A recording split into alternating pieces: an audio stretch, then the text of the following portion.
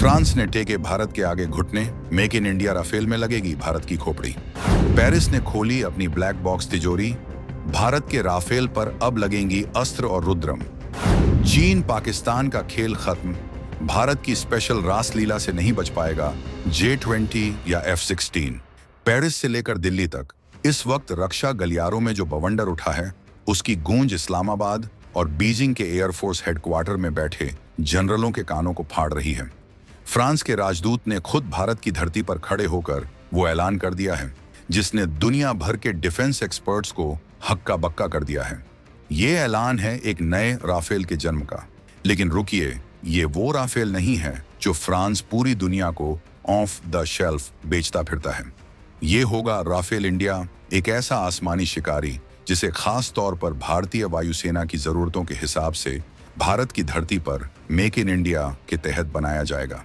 ये वो ब्रह्मास्त्र है जिसे 2 लाख करोड़ रुपए के महाप्रोजेक्ट MRFA के तहत बनाया जाना है और माना जा रहा है कि 2030 तक HAL का नासिक प्लांट इस भीमकाय लड़ाकू विमान का ग्लोबल हब बन सकता है। तो आखिर ये ब्लैक बॉक्स है क्या? भारत ने फ्रांस से ऐसी क्या मांग रख दी थी और क्यों इस नए राफेल इंडिया को चीन के J20 या पाकिस्तान के F-16 का काल बताया जा रहा है? इन सारे सवालों के जवाब हम आपको इस वीडियो में आगे देने वाले हैं, तो बने रहिएगा वीडियो पर और इस संबंध में आपके जो भी विचार हों कमेंट में लिखकर जरूर बताइएगा। HAL नासिक में रचेगा इतिहास। 2030 तक भारत बनेगा राफेल का ग्लोबल मैन्युफैक्चरिंग हब।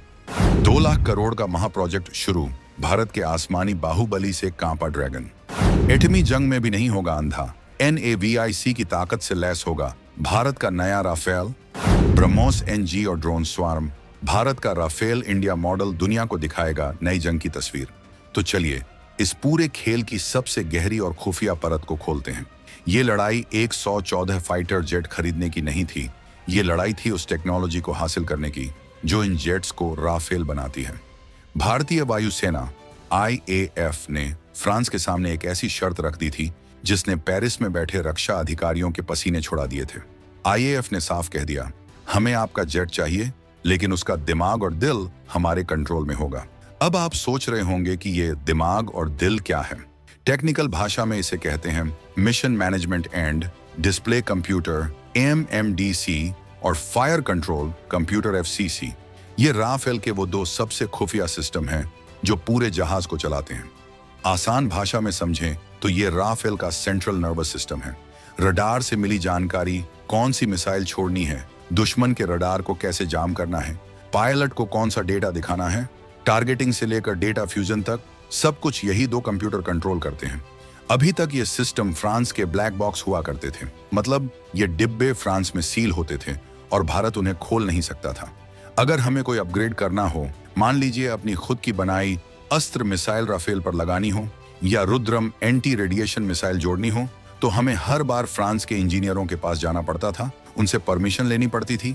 वो आते, अपने सीक्रेट कोड डालते और तब जाकर वो मिसाइल काम करती। ये एक तरह की तकनीकी गुलामी थी। IAF ने कहा, बस बहुत हुआ, ये 2025 का भारत है। अगर हम 2 लाख करोड़ रुपए खर्च कर रहे हैं तो हमें इन सिस्टम्स का पूरा एक्सेस चाहिए। हमें वो चाबी चाहिए जिससे हम जब चाहें, जैसे चाहें अपने राफेल को अपग्रेड कर सकें। अगर कल हमने कोई नई मिसाइल बना ली तो हम फ्रांस की इजाजत का इंतजार नहीं करेंगे, हम उसे सीधे अपने राफेल पर लगाएंगे। ये मांग भारत की रणनीतिक स्वायत्तता, जो स्ट्रेटेजिक ऑटोनॉमी के लिए थी। ये मांग फ्रांस के लिए किसी बुरे सपने से कम नहीं थी। आप सोचिए, कोई देश अपने सबसे घातक हथियार का सोर्स कोड भला क्यों किसी को देगा?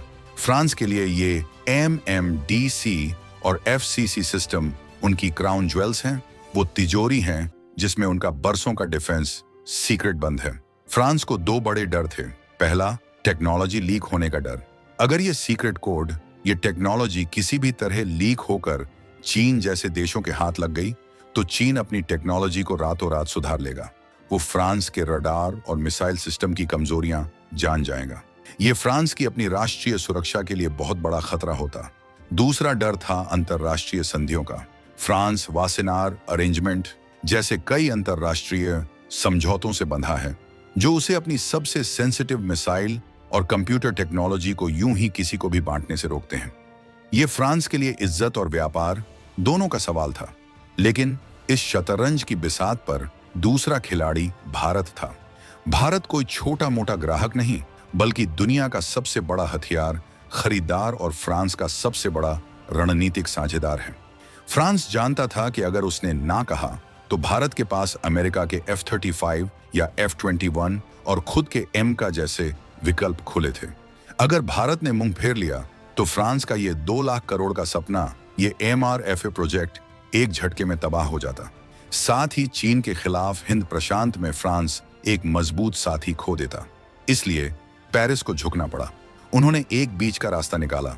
इसे कहते हैं फेज्ड ट्रांसफर ऑफ टेक्नोलॉजी। मतलब फ्रांस भारत को पहले दिन ही पूरी तिजोरी नहीं सौंपेगा, लेकिन वो धीरे धीरे चरणबद्ध तरीके से भारतीय सिस्टम्स को राफेल के साथ इंटीग्रेट करने की पूरी टेक्नोलॉजी देगा। वो भारतीय इंजीनियरों को ट्रेन करेगा ताकि भविष्य में ये सारे अपग्रेड भारत खुद कर सके। ये भारत की कूटनीति और जिद की सबसे बड़ी जीत है। तो आखिर कैसा होगा ये राफेल इंडिया?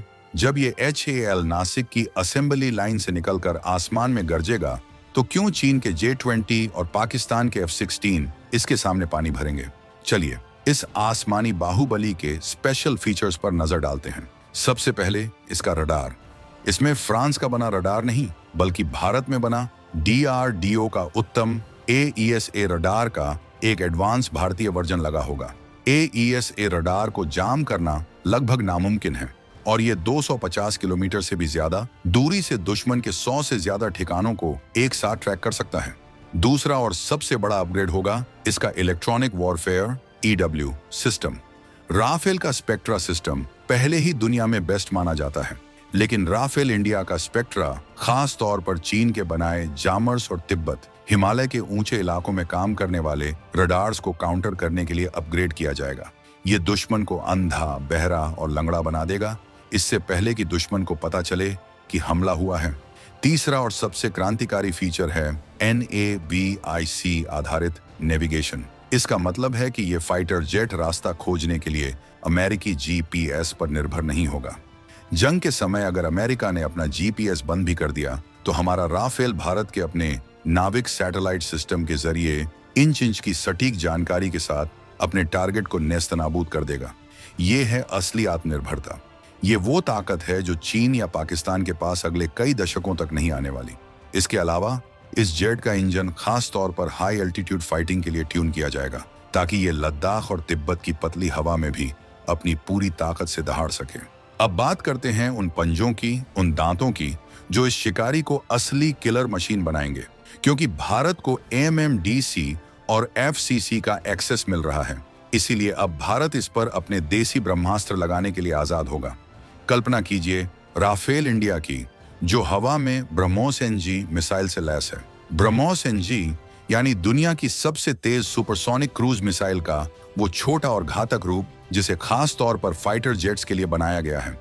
जब राफेल इसे दागेगा तो दुश्मन के पास पलक झपकाने का भी मौका नहीं होगा। इसके साथ ही इस पर लगेंगी अस्त्र सीरीज की मिसाइलें, खासकर अस्त्र मार्क 3, जो 200 किलोमीटर से भी ज्यादा दूर हवा में ही दुश्मन के फाइटर जेट को भस्म कर सकती है। इसके अलावा रुद्रम एंटी रेडिएशन मिसाइलें, जो दुश्मन के रडार स्टेशनों को सूंघकर उन्हें तबाह करने के लिए बनी हैं। ये वो कॉम्बिनेशन है जो आज तक दुनिया की किसी एयरफोर्स के पास नहीं है। लेकिन कहानी यहीं खत्म नहीं होती। ये राफेल इंडिया भविष्य की जंग के लिए भी तैयार होगा। इसे MUMT यानी मैंड अनमैंड टीमिंग कैपेबिलिटी से लैस किया जाएगा। आसान भाषा में, राफेल में बैठा एक पायलट अपने कॉकपिट से ही भारत के अपने कैट्स वॉरियर जैसे ड्रोन के पूरे झुंड स्वार्म को कंट्रोल कर सकेगा। पायलट खुद सुरक्षित दूरी पर रहेगा और ये ड्रोन स्वार्म दुश्मन के इलाके में घुसकर तबाही मचा देंगे। ये 6वीं जनरेशन की जंग है जिसकी तैयारी भारत आज से ही कर रहा है। जब 2030 तक HAL नासिक में ये राफेल इंडिया बनने लगेंगे तो भारत सिर्फ एक खरीदार नहीं बल्कि एक मैन्युफैक्चरर बन जाएगा। ये वो हब होगा जहां से शायद भविष्य में भारत इन स्पेशल राफेल जेट्स को दुनिया के दूसरे देशों को एक्सपोर्ट भी कर सकेगा। सोचिए, दुनिया के देश मेड इन इंडिया राफेल खरीदने के लिए लाइन में खड़े होंगे। ये 2 लाख करोड़ का MRFA प्रोजेक्ट भारतीय वायुसेना की रीढ़ की हड्डी को फौलादी बना देगा। आपको क्या लगता है, क्या भारत का ये राफेल इंडिया J20 और F-35 को भी पीछे छोड़ देगा? और क्या HAL नासिक इस महाचुनौती को समय पर पूरा कर पाएगा? अपनी राय कमेंट्स में जरूर बताइएगा।